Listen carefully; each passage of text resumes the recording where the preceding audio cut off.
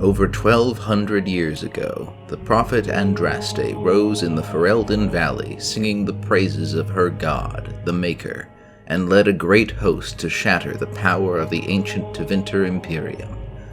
Despite her death in the Imperial capital, her faith spread across the lands her army had conquered, and even into Tevinter itself, taking the form of 1,000 disparate regional cults devoted to Andraste and the Maker.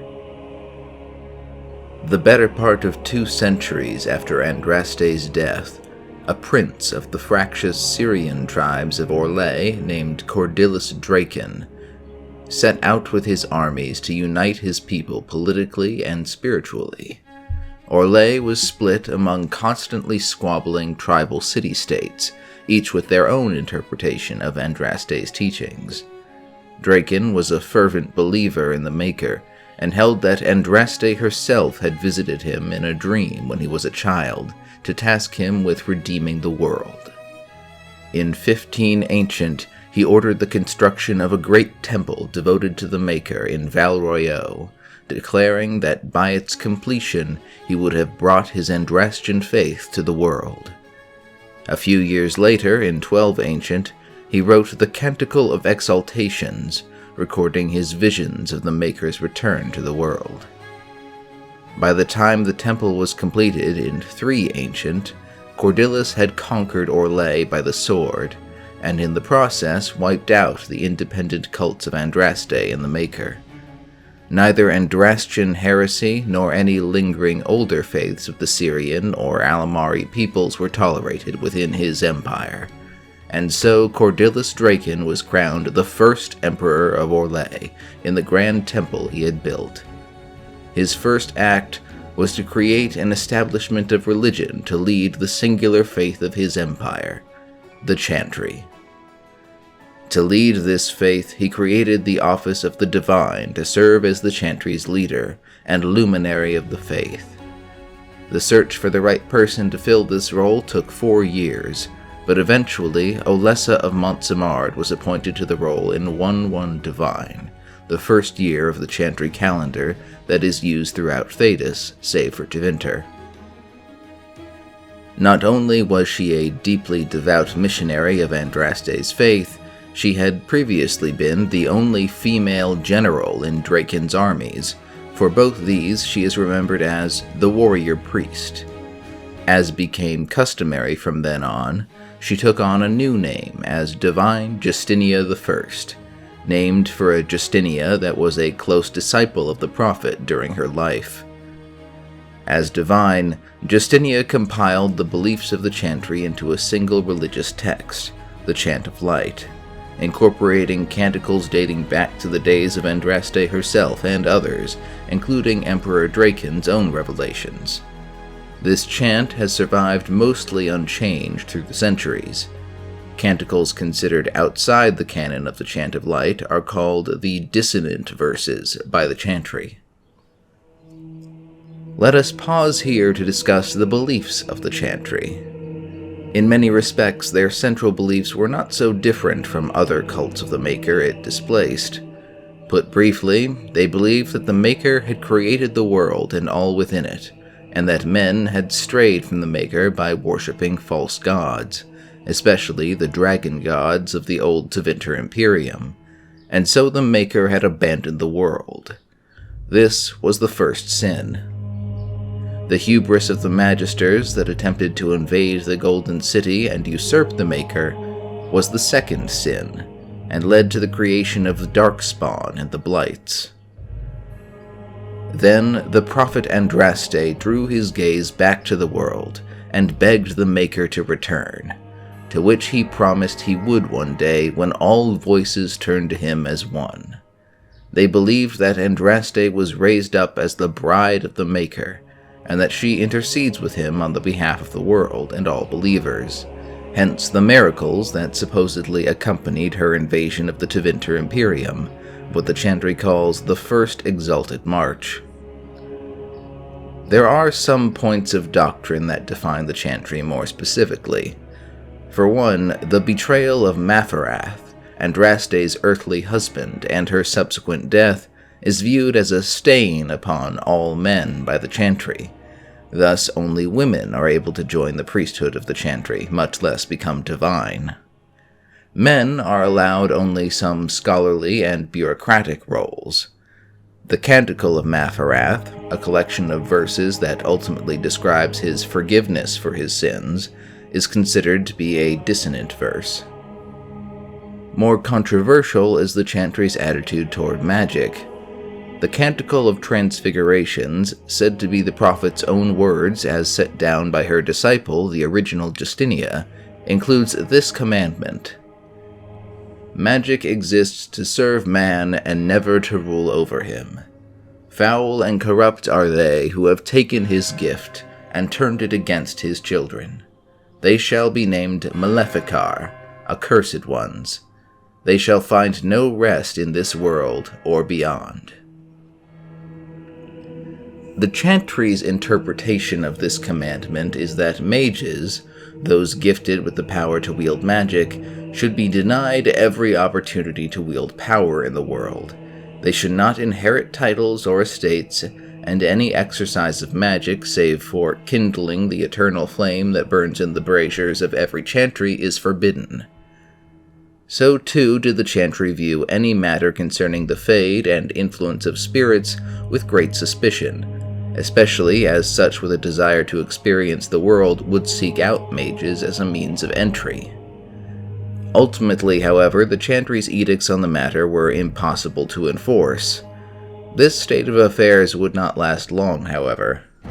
For in 1.5 Divine, the Second Blight would begin. Darkspawn would rampage across Thedas, led by the archdemon Zezakel. Drakon knew his armies alone would not be enough to fight the Darkspawn, so he invited the mages of his empire to join him. He did not limit himself to defending his own borders. Drakon took the fight to the Darkspawn in surrounding lands, culminating in the climactic Battle of Cumberland in 1.16 Divine, which prevented a vast horde of the creatures from ravaging the Free Marches. This victory won him great favor among the people of the South, including an older institution of the Andrastian faith. With the fall of the southern Tevinter Imperium and the subsequent collapse of the short-lived Alamari Empire, southern Thedas had been in a state of intermittent war and chaos for over 100 years. In that time, a group of hardline believers in Andraste's teachings, eager to restore a sense of order and safety, had coalesced to form the Inquisition. By the time Drakon united Orlais, the Inquisition had spent the past century combating corruption and magical threats across the south. After Drakon's victory at Cumberland, they looked upon him as a beacon of hope, believing that his empire and his Chantry could defend the world from the Darkspawn and put an end to an era of violence and corruption they had spent all their lives fighting. So in 1.20 Divine, the Inquisition and the Chantry signed the Nevarran Accord, an agreement that established a new order for the role of magic in Thedas, and submitted the Inquisition to the authority of the Chantry. The mages of Thedas would live in Chantry-controlled circles of Magi, where young mages would be taught to control their powers safely, and mages would be permitted to practice and study their craft, save for certain knowledge that the Chantry forbade. Practitioners of such magic, in particular blood magic and consorting with demons, would be labeled Maleficar and severely punished if not executed. Participation in circles would not be optional, and those that existed outside the circles would be deemed apostates. The Inquisition would be divided into two orders. The greater body of the Inquisition's forces would become the Templar Order, tasked to guard the circles of Magi and hunt mages that attempted to escape them, as well as combat demons and other magical threats that may arise. This they would accomplish by the consumption of Illyrium, an addictive magical substance that granted them a limited ability to neutralize magic. In actuality, however, it must not be overlooked that the Templars are an army, one loyal to no nation but to the leadership of the Chantry alone. The Chantry negotiated with the dwarves of Orzammar, the only ones who could safely mine the substance, to obtain a monopoly on the lyrium trade, and thus, by their control over the addictive substance, does the Chantry hold the Templars' leash firmly in hand. The leadership and elites of the Inquisition formed a separate order, the Seekers of Truth. The Seekers are a secretive order only rarely spoken of and unknown to the average person of Thedas. Their role is twofold: to act as a check upon corruption in the Templar Order, and to hunt the most dangerous Maleficar, practitioners of forbidden magic. The Templars tend to dislike their interference, for it usually means the Templars have already failed. The Chantry would spread across the Free Marches and to the Anderfells in the wake of Drakon's campaigns against the Darkspawn, and though the Empire's control over these regions would wane, the Chantry's influence would only grow. In particular, the Grey Warden Order was so impressed with Drakon's relief of the Siege of Weishaupt that they converted to the Chantry faith en masse. Even after Drakon died, they carried the faith with them as they fought the Darkspawn across the north as well, so that the Chantry had a foothold even in the heartland of the Tevinter Imperium and beyond to Antiva and Ravain on the other side of the continent. By the end of the Second Blight and the Divine Age, nearly the entirety of Thedas looked to the sunburst throne of the Divine in Orlais as the ultimate religious authority. And thus we have the Chantry as it has existed for the better part of the last 1,000 years. The Divine stands as the religious leader for almost the entire continent. With absolute authority, she commands the Seekers, the Templars, and the priesthood of the Chantry. Ranking immediately below the Divine, the Grand Clerics serve as regional leaders of the faith, sometimes overseeing entire kingdoms of the faithful. While Justinia I was appointed by Drakon, each subsequent Divine has been elected by the Grand Clerics. Upon the death of the Divine, the Grand Clerics must travel to Val Royeaux to attend the Grand Consensus. The Grand Clerics are prohibited from leaving the Consensus until they have unanimously proclaimed the new Divine. The new Divine is often one of the Grand Clerics themselves, but they have also been known to choose from lower members of the priesthood, and on very rare occasions even laypersons outside the Chantry have been chosen, such as most recently Divine Victoria, or during the Glory Age, Divine Galatea, who, notably, granted all Grand Clerics the right of annulment, so that any circle of Magi declared to have become irredeemable could be purged by the sword of the Templars with the Grand Cleric's permission. For the most part, the Grand Clerics operate from their area of regional responsibility, save when the College of Clerics convenes. But every decade, the 10-year gathering occurs. Pilgrims flock to the Grand Cathedral in Val Royeaux to see the Chantry's leadership, and many, if not all, of the Grand Clerics will be in attendance. Below the Grand Clerics are leading priests called Mothers. A mother in charge of a local Chantry will be called a Revered Mother. To these priests falls the most direct role of tending to the spiritual needs of the Chantry's flock of believers.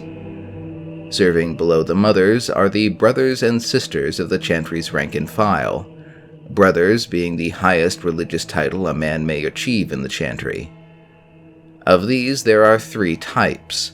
Lay brothers and sisters are those who have taken no formal vows, but choose to live and work in a local Chantry. Many of these are fleeing troubled lives and come to the Chantry for refuge. These can often be found performing the menial day-to-day tasks in a given Chantry.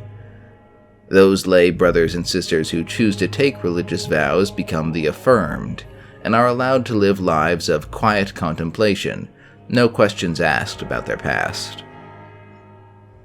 The true scholars of the Chantry are the Clerics, brothers and sisters that have dedicated themselves to the pursuit of knowledge.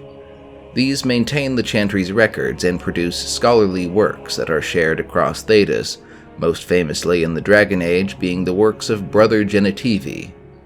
Clerics placed in charge of Chantry archives are often given the title Elder. All others are simply called Brother or Sister. Aside from the lay brothers and sisters and the clerics, there are also initiates. Initiates take religious vows and received an academic education from the Chantry. Some initiates receive martial training in preparation to join the Templars. Other initiates may be assigned to clerics to aid in their duties, and sister initiates may aspire to join the priesthood. Male initiates in particular, though not exclusively, often join the internal bureaucracy of the Chantry. The position of High Chancellor, for example, which is often filled by a man, entails acting as the personal secretary to the Divine, managing her correspondence and providing advice in mundane matters. In this way, despite being barred from the priesthood, some men are able to rise to significant influence in the Chantry. Of special note, some particularly devout brothers and sisters take something akin to a vow of silence, save that they should only speak in quotations from the Chant of Light. These chanters, as they are called, are often found minding the board of notices in front of the local chantries, typically called chanters' boards for this reason. These are job boards of sorts where members of a community will post tasks they need done, from fixing a roof to hunting down bandits and dangerous beasts. The Chantry will modestly compensate those who carry out these tasks. Let all repeat the Chant of Light.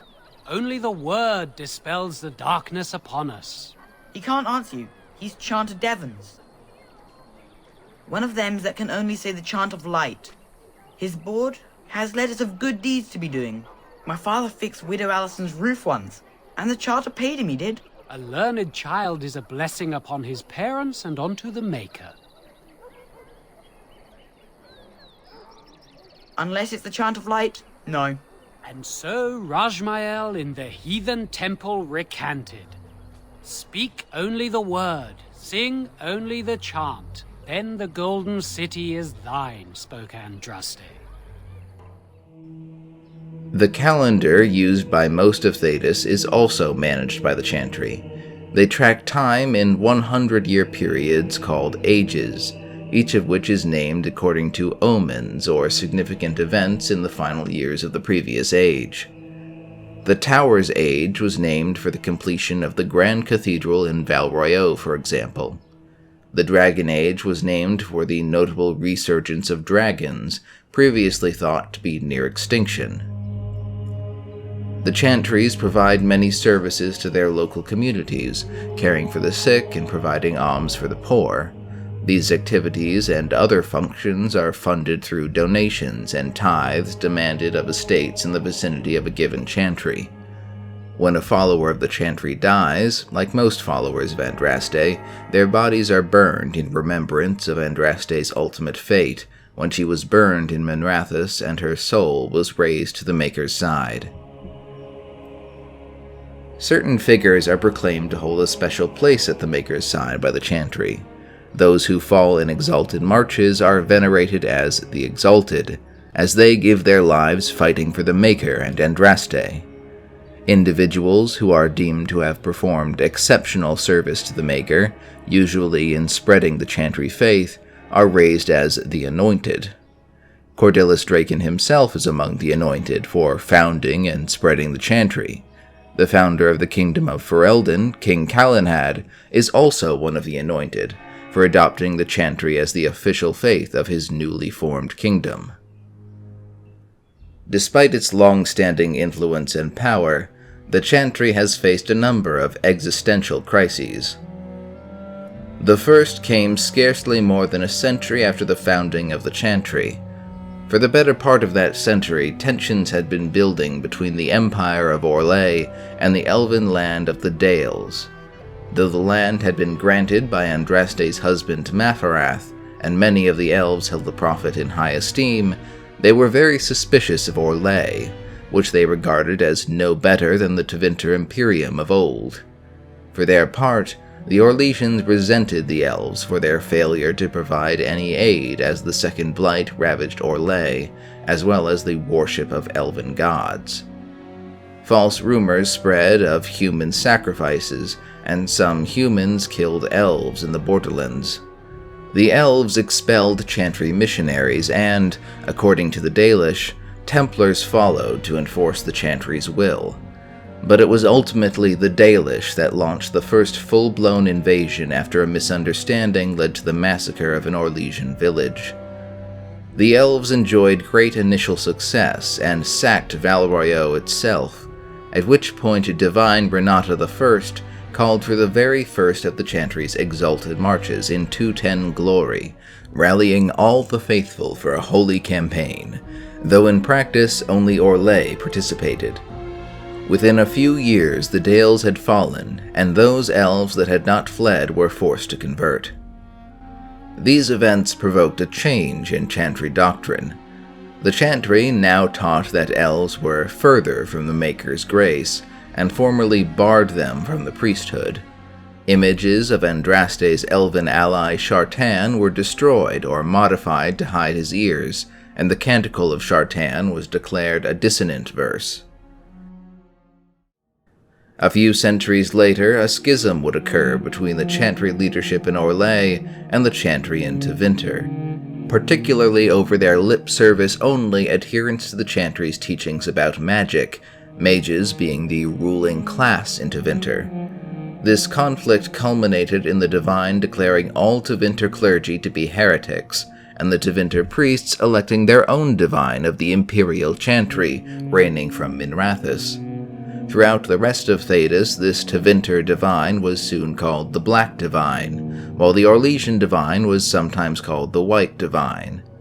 The subsequent age was called the Black Age in reflection of this split. Between 440 Black and 510 Exalted, a total of 4 Exalted marches were declared and assaults launched on the Imperium, but all were ultimately repulsed. The split between the Orlesian and Imperial Chantries persists to this day. The next threat came when the Qunari invaded Thedas in the Steel Age. It took time for the forces of Thedas to organize, during which much of the north was lost, and Qunari began to work to convert the conquered populace. The Orlesian and Imperial Chantries both repeatedly declared exalted marches against the Qunari, a total of 3 major ones between 725 and 785 Storm, which ultimately pushed the Qunari to Saharan and Parvolan. The most recent crisis faced by the Chantry was the rebellion of the Circles of Magi and subsequent desertion of Templars and the Seekers of Truth from the Chantry in 940 Dragon. Divine Justinia V called for peace talks between the two, and issued a writ to re-establish the Inquisition to address the crisis. However, the peace talks were attacked by the blighted Magister Corypheus, killing the Divine and many others in the process. Corypheus also attempted to subvert both sides to his own purposes. The new Inquisition, led by the Herald of Andraste, who would be gradually accepted as a religious figure by much of the southern Chantry, was able to defeat Corypheus. The new Divine Victoria was selected from the Inquisition's ranks, and the Chantry has done much to rebuild in the years since. It remains one of the most influential organizations in Thedas.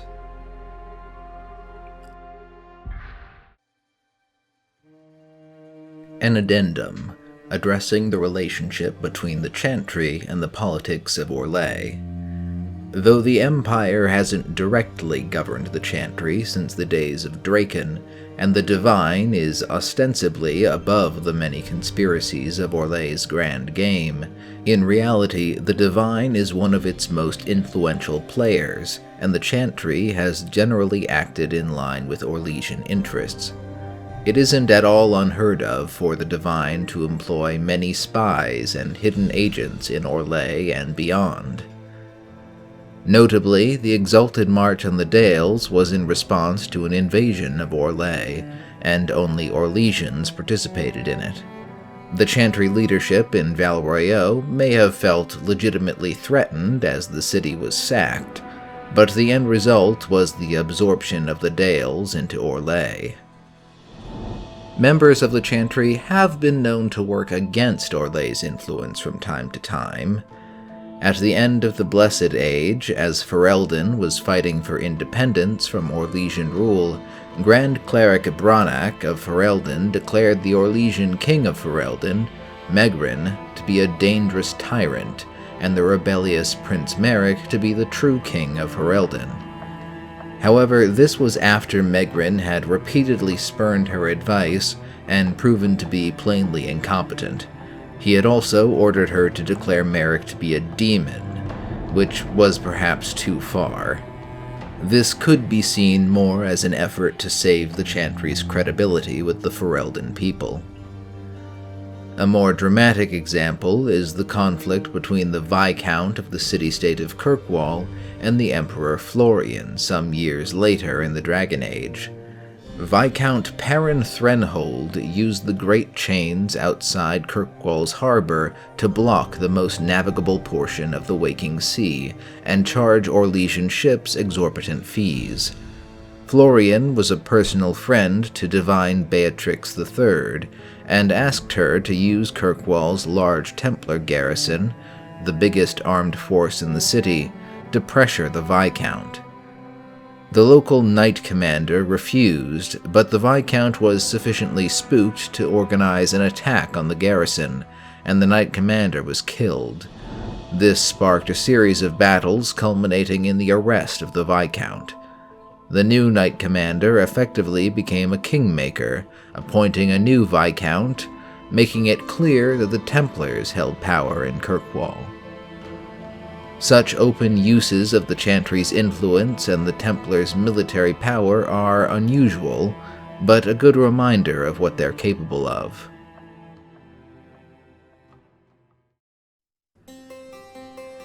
That one was a doozy. I tried to get everything you could want to know about the Chantry in this. I hope I managed to stay coherent. You might know already, but I am a brand ambassador for the BioWare Gear Store now. That means I can give out discount codes you can use. I'll be putting one in the description of this video, and it'll be valid for the next few days. I hope you have a great day.